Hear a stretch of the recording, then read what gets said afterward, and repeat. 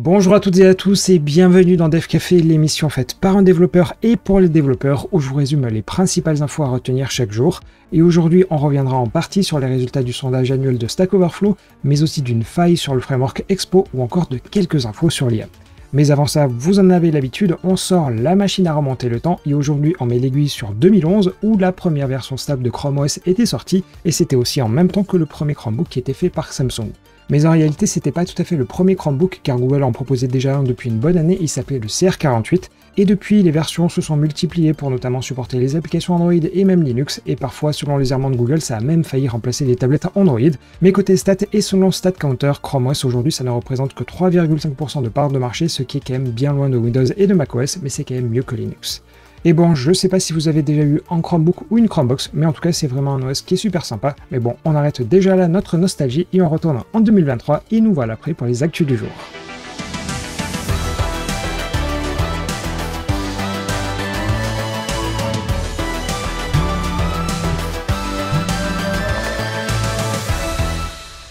Je vais commencer par, je pense, l'info qui vous impacte le plus puisqu'elle concerne le framework Expo qui est utilisé en React Native et ici c'est une vulnérabilité qui a été détectée avec un score CVSS de 9,6 sur une échelle de 10. Et en tant que tel, c'est une info qui date un tout petit peu car vous voyez que l'article il date de début mai, mais il vaut mieux un rappel que de passer à côté. Concrètement, il y a deux problèmes qui concernent l'authentification par OAuth, mais ici c'est principalement le premier qui nous intéresse. Et comme vous le savez, avec l'OAuth, on ouvre le site du fournisseur et l'utilisateur y donne ou non accès et on reçoit en retour dans un callback les différentes infos. Et ce callback, il peut être votre site ou alors Expo, il peut être en proxy avec le auth.expo.io. Mais la faille ici, c'était qu'il était possible en changeant le lien qu'une tierce partie puisse récupérer les infos du callback et donc d'avoir accès aux infos de l'utilisateur. Un correctif a bien évidemment été déployé depuis, mais d'une manière générale, essayez d'éviter le proxy fourni par Expo car c'est bien là où se trouve la faille. Mais bon, vu que ça date un peu, j'espère que vous l'aviez déjà fait, mais au cas où si c'est pas le cas, ou alors si vous connaissez quelqu'un qui fait du React Native, surtout n'hésitez pas à lui envoyer l'info. On poursuit et une nouvelle version d'Authority est disponible, et pour rappel c'est un peu le successeur spirituel d'Electron, puisque l'idée d'Electron c'est de proposer du cross-platform sur desktop en faisant du JS et en embarquant complètement Chromium, et l'idée de Tori c'est plutôt d'avoir des WebView et un mélange entre du Rust et du JS.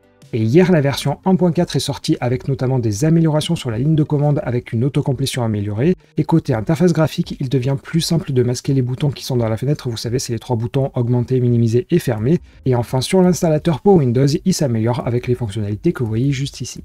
Et comme d'habitude, j'en profite pour vous dire que Tori 2 doit normalement supporter le mobile en plus du desktop, mais le rythme de déploiement des alphas c'est complètement random, et je dois vous avouer qu'au plus ça va, au moins j'y crois, mais malgré tout je continue d'y jeter un œil au cas où dessus pour vous. Et à évoquer Tori, vu qu'il y a du Rust, je suis tombé sur cet outil qui vous donne pour chaque fonctionnalité soit des outils, soit des bibliothèques à utiliser, et c'est vraiment super complet, et comme d'habitude, les liens sont dans la description. Allez, on poursuit et je recommence avec une mauvaise nouvelle, ou en tout cas une qui ne devrait pas trop vous étonner, car AOSP c'est là où tout le code open source d'Android se trouve, et il y a certes le code de tout le système, mais il y a aussi celui de quelques applications. Mais au fil des années, Google les a complètement délaissés, et mis à part l'appli des paramètres, il y a assez peu d'évolution. Et l'info du jour, c'est que les repos des applications du composeur téléphonique, ou alors le dialer si vous préférez, mais aussi l'application qui gère les SMS et les MMS, et bien désormais ces deux repos affichent le message que je vous traduis. Cette application n'est pas activement supportée et le code source n'est donné qu'à titre de référence. Ce projet sera retiré du manifeste dans le futur. Et la question qui se pose, c'est est-ce qu'un OS mobile a besoin d'applications pour téléphoner et envoyer des messages? Eh bien, je vous laisse y répondre, mais je crois que la réponse est un tout petit peu dans la question. Et tiens, à parler d'open source et de mobile, j'en profite pour faire une super transition car comme prévu Debian 12 est sorti le week-end dernier, même si comme je vous l'avais dit, il y a un grand nombre de bugs connus qui ont quand même été shippés. Mais selon LinuxFR, il qualifie cette version de révolutionnaire car il est désormais possible d'inclure des programmes qui ne sont pas libres dès l'installation. Pour le reste, c'est ensuite la suite classique de mise à jour du noyau Linux, des nouvelles versions d'environnement et j'en passe. Pour ce qui est du LTS, c'est pas la version 12 mais plutôt la 11 qui a sa durée de vie prévue jusqu'à juin 2026 environ. Mais si j'ai fait cette transition, c'est pas vraiment pour vous parler de Debian, mais plutôt d'un projet qui est moins connu et qui s'appelle Mobian. Et si vous vous souvenez, l'autre jour je vous ai évoqué PostMarketOS qui est une distribution Linux pour les smartphones, et bien en gros Mobian c'est en gros la même chose mais avec une base de Debian. Et dans la mesure où Debian 12 est sorti, Mobian a aussi sa nouvelle version, et pour eux aussi c'est un peu la révolution car c'est leur première version stable. Bon par contre au niveau support, ou en tout cas officiel, c'est bien plus limité car on retrouve les PinePhone et le LibreM5, mais bon je trouvais quand même important de vous en parler car vu comment dérive l'open source chez Google, il faut quand même avoir un œil sur la concurrence. Bon, par contre maintenant, autant je vous ai parlé d'open source, autant on va refermer bien fort les portes car on va chez Apple et pour ça j'ai plusieurs infos à vous donner. Tout d'abord, et comme je vous l'avais souligné, à aucun moment on a entendu parler du sideloading sur iOS 17 la semaine dernière, mais dans une interview donnée dans une émission, le vice-président du logiciel a expliqué qu'il n'avait rien mis en œuvre pour le moment car ils sont en discussion avec l'Union européenne, car pour rappel, le Digital Market Act rentrera en vigueur dans quelques mois et vu que les amendes pourront être assez élevées, il est clair qu'ils devront trouver d'autres excuses que celle-là. On continue et toujours sur iOS 17, si vous faites des applications d'édition de photos, jusqu'à présent vous aviez une pop-up assez embêtante qui demandait à l'utilisateur s'il voulait vraiment permettre la modification. Et bien sur iOS 17 ça va disparaître, mais attention uniquement si l'application a un accès complet ou limité aux photos, sinon ça continuera de s'afficher. Et enfin, la dernière info côté Apple, c'est que sur macOS, et vous l'avez probablement déjà remarqué, c'est qu'il faut donner son accord pour l'accès à des dossiers comme les téléchargements. Et en parallèle, macOS a forcé depuis plusieurs années les apps à être sandboxées et pour ces apps, il est normal que la pop-up s'affiche. Mais sur la prochaine version de macOS et pour les vieilles applis qui ne sont pas sandboxées et à chaque fois qu'elles essaieront d'ouvrir un chemin, et bien cette fameuse pop-up elle s'ouvrira car le choix il ne sera pas sauvegardé. En gros, l'idée c'est simple, c'est tout simplement rendre les applications sandboxées de plus en plus difficiles à utiliser et finalement on ne peut pas trop grogner contre Apple pour une fois. Et voilà, c'était tout pour Apple aujourd'hui, et maintenant direction les actus en bref avec un peu de ChatGPT, un peu de Reddit et même des nouvelles versions.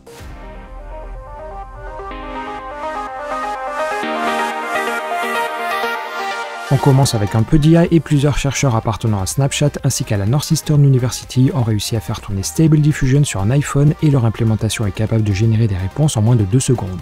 L'algorithme mis en place est détaillé dans un papier de recherche mais aucun code n'est à disposition. On poursuit et les 5e prévus de .NET 8 tout comme de .NET MAUI ont été mises en ligne.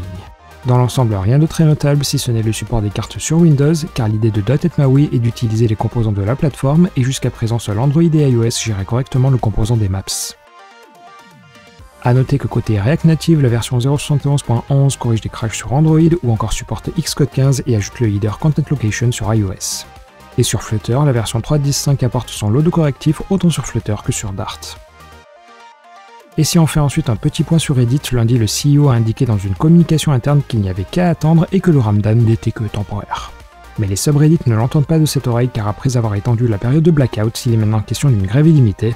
Bref, maintenant il va falloir voir qui va céder en premier. Et pour finir, Carrefour a annoncé utiliser ChatGPT pour aider ses clients à faire les courses en ligne. D'après les premiers tests, l'assistant est bien en apprentissage car il ne connaît pas les horaires des magasins et ne sait pas comparer les produits entre eux. Il est en revanche plus doué pour les recettes et composer des paniers. Allez, on reprend et on va rester un peu dans le domaine de l'IA avec là aussi plusieurs infos. Tout d'abord, OpenAI a annoncé mardi des améliorations autour de ses API. Pour la faire rapide, il y a des nouveaux modèles qui sont à la fois plus performants et moins chers, mais vous allez surtout pouvoir avoir plus de contexte car dans vos questions auparavant on était sur du 4K contre du 16 désormais.